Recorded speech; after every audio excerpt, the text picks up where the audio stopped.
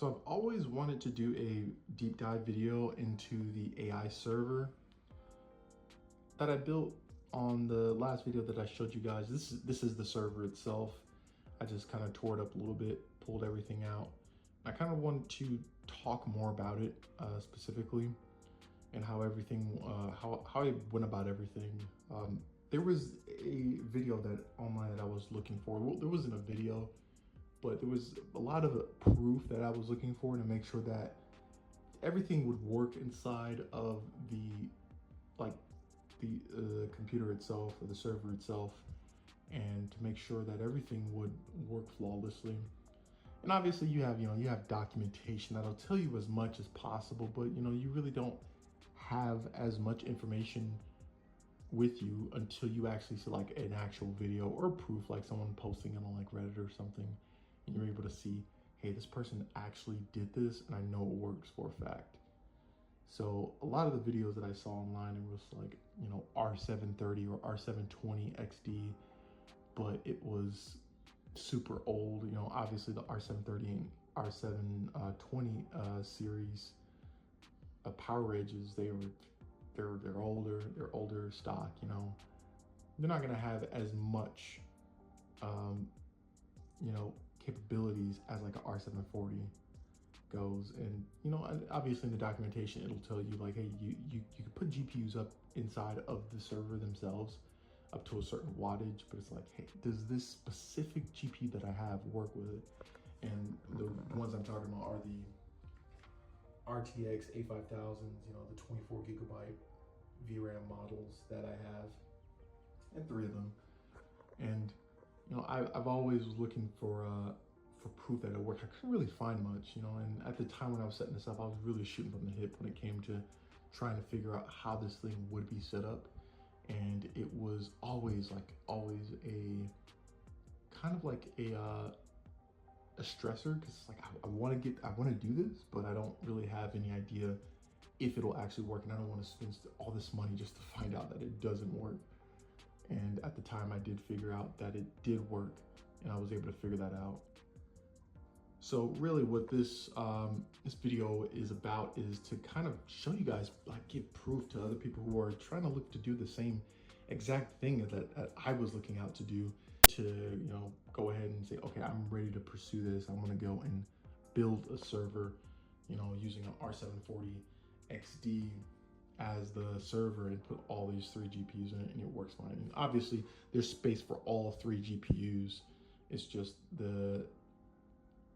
how you would have to set it up and what you would have to go about, or how you would have to go about doing it to get it set up and everything. One of the things that I really wanted to make sure was that this thing was, when it came with like all my Homelab, all my servers, like my Homelab, I want to make sure that the boot up times are as fast as possible. And I don't want to use any spinning rust, none of that. I want to use NVMe. So I was looking for a solution, and it turns out that Dell already has that. It's called a Boss card, Boss S1. There is the, let's get that focused on there. That is the Dell part number for you if you want to look it up. And these are the NVMe SATA SSDs that you're going to need for this. Let's move on to would this be a host bus adapter? It's the Dell Perk, so it's the 730, the H730P. This one just comes stock with there's nothing really special about this. Just make sure that you have these if you're going to be if you want to actually use all the drives from not through like the iDRAC, not the iDRAC, but the RAID. So you don't have to build a RAID on this Perk card. You can just go ahead and access the drives all from the OS, and there's no layer, there's no middleman. You need to make sure that you have this in HBA mode when you're setting this up, and not RAID mode. So that's the one thing that you need to do. You can change this in the in the BIOS. You need to change this to HBA mode, and that should be able to get you all set up and ready to go. So let's move on to the main stuff, the main course. So we have the CPUs. These are Xeon Platinum 8276L. The L identifier at the end of this CPU specifically means that you're allowed to, it's up to 4 or 6 terabytes of RAM per CPU. So there it is. That's the actual memory I'm using. Samsung 64 gigabyte DDR4. So let's continue on. So the reason why I chose the 1.5 terabytes of RAM, it was just cheap at the time when I bought it. So I was just like, you know what, why not? Let's go ahead and do that. One of the things I do plan to do, so the idea for this, for why I chose the 8276L, was to help with the model load times. But it turns out that the platinum that I was going for the specific option that I was going for, isn't actually supported. But, and on the end of that, while I'm doing actual AI models, I'm using AI models, the CPU is remaining untouched the entire time. It's basically dead quiet. And so the idea here is to run, you know, some CPU based large language models for, like, you know, heavy thinking, you know. And I have the 1.5 terabytes of memory for it, and I have the 2 compute units for it. So it's like, you know, why not do that? That makes more sense, you know. Why not have, you know, those high speed models that I can run on the A5000s, and then, you know, and that's, I'm not, you know, lose a little bit on precision, but, you know, run, you know, the high precision, you know, models that I want to have. You know, I'm going to be as accurate as possible when it comes to, like, asking questions and stuff. So yeah, running a model on CPU, or running CPU based models on this. So I essentially have two different types of models that I can run. I can use a GPU based one and then a CPU based one. I mean, obviously any of the CPU based ones are going to be extremely slow. I guess going to take time, but with 1.5 terabytes of RAM, I can run this all day long, no issue. It's just going to be super slow, but, you know, that precision is going to be there. And then let's go ahead and move to the front when it comes to storage. All of these, as you can see right here, they are 960 gigabyte SSD enterprise drives. So Dell EMC 960 gigabyte drives.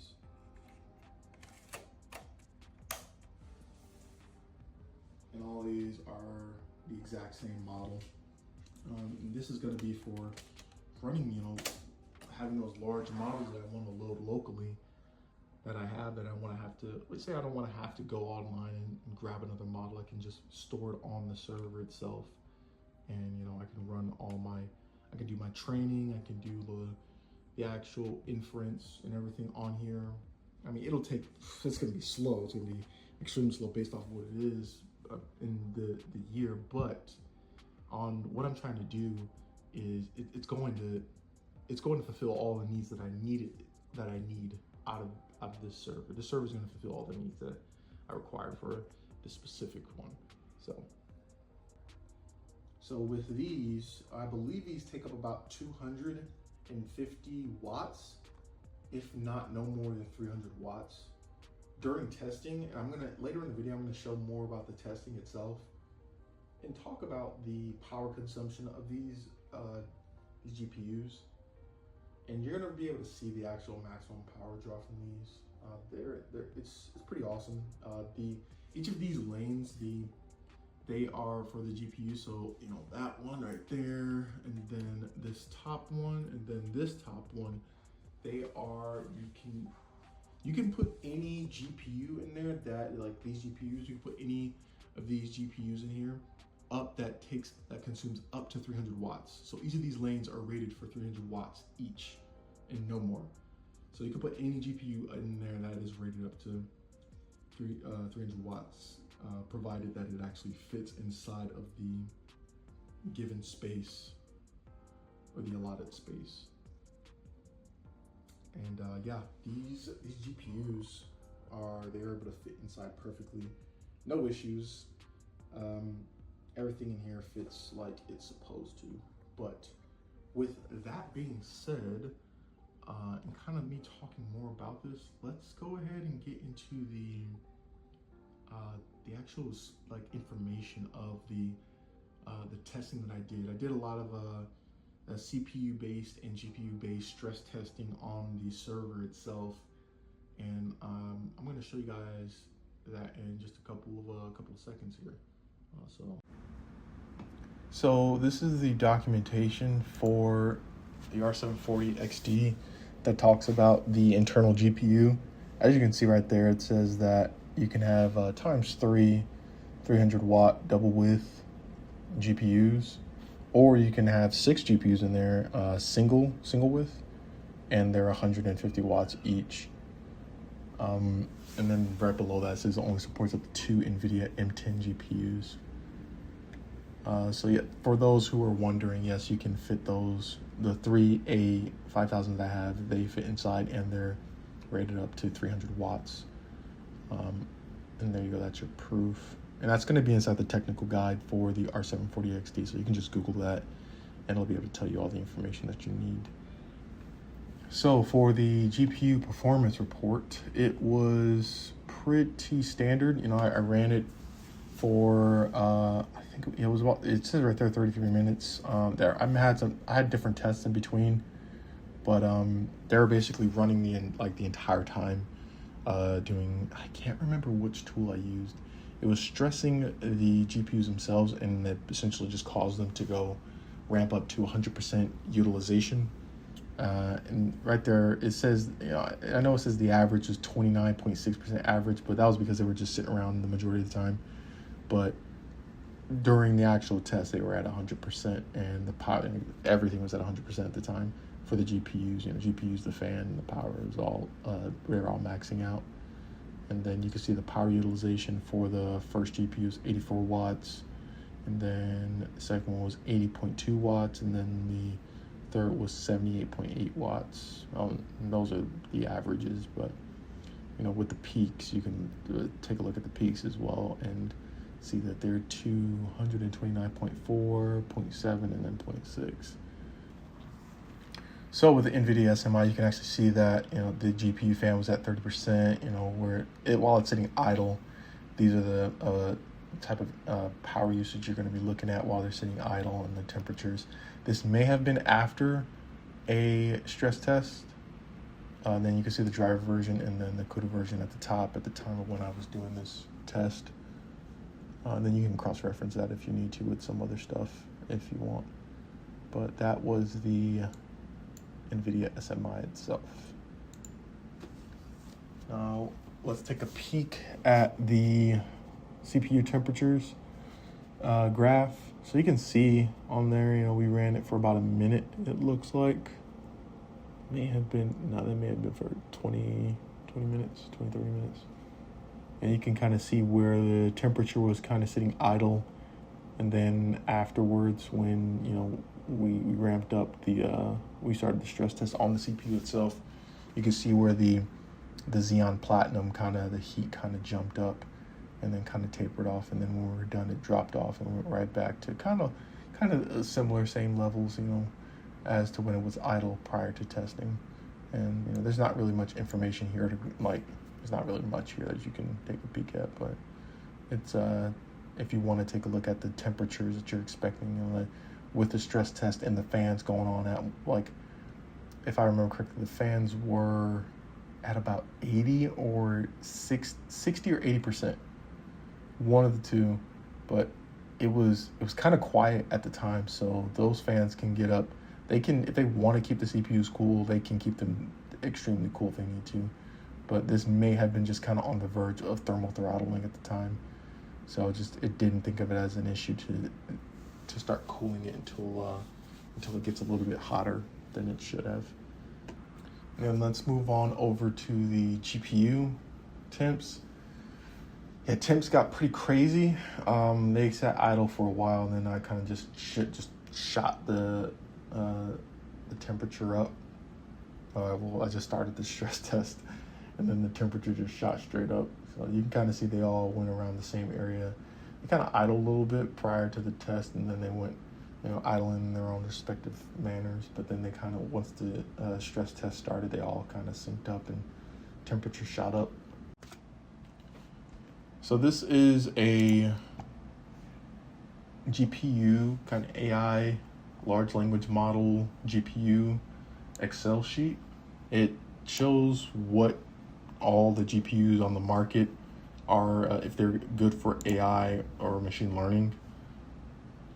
It kind of starts, so I guess we can start from the beginning. So the vendor, it has the NVIDIA, AMD, and Intel, and it shows all of their GPUs basically from the very first one all the way up to the most recent one. I haven't worked on this list in a while, so if there has been any recent GPU releases, it probably doesn't have the most recent one on there. But it does have, at the time when I built it, it was pretty accurate. We have all the GPU models, so it goes through every single model that you can think of, all the AMD, NVIDIA, and Intel GPUs. We have the VRAM of each one, the architecture, precision, tensor cores, kind of a loosely, I take this with a grain of salt, a very loose designation of how much tokens per second based off of the information online that you can get, where people either have actual proof of tokens per second. The year it was released, the TDP, the MSRP, and then this one's kind of loose, but it is pretty accurate when it comes to the AI ML rating. So it's going to be tokens per second, VRAM, architecture, and precision and tensor cores. Pretty much all of these right here. TDP, it's gonna, if you're looking to run any of these, don't try to use a R740XD because this is not gonna work. But for this specific test, what we want to do is we want to let us clear all of these. Actually, it might be this. Here we go, select all. So let's go ahead and select every single one of these up to 300 watts. And then go ahead, okay that. And then now we can see that for an R740XD, these are the GPUs that we have available for us to use to put inside of that system. So let's go ahead and sort it by, tokens per second, And then, all right, this is actually a pretty good way to, because based off of that, that'll go off of the VRAM and then the architecture as well. Let's see, so we have the AMD GPU. So if you want to use, if you are using or want to use AMD in your GPUs, or for your GPUs in your AI server on R740XD, it's the best one you want to buy. Pretty expensive in my opinion. It's a lot. And it's only for 85 tokens per second. If that is accurate, that's pretty crazy. But yeah, matrix tensor cores, so that'll make a big difference. Yeah. But yeah, this is the file that I wanted to show you guys. It shows a lot of the information that you can go off of, and it lets you see a lot of the information to make a good decision based off of what these GPUs are capable of, and you can kind of make that quick decision. Because looking at it, there's a lot of information when it goes into AI and machine learning. You don't want to go through and spend like hours trying to cross-reference information on two different GPUs that may or may not have information on the internet. Whereas with this, you can just be like, okay, well, based off of this, we can go off of the architecture, we can go off the precision, tensor cores, and tokens per second, and then the thermal capacity of it, and make that decision. Well, the L40S to replace an A5000, that'd be a great decision. That'd be a great way to get rid of that. But I would not replace an A5000 with an M40 or a K80. Absolutely not. That'd be a terrible idea. But this is the file that I want to show you guys, and this is what I was going off of when I was making these decisions on these on the GPUs that I was actually purchasing and looking for. And at the time, the A5000 was probably the best decision to make with the price that it was. Even online on eBay, it's about 1,800 right now, but that's pretty good on the lower end when it comes to GPUs. Not the best, but it's able to get me where I'm going, you know.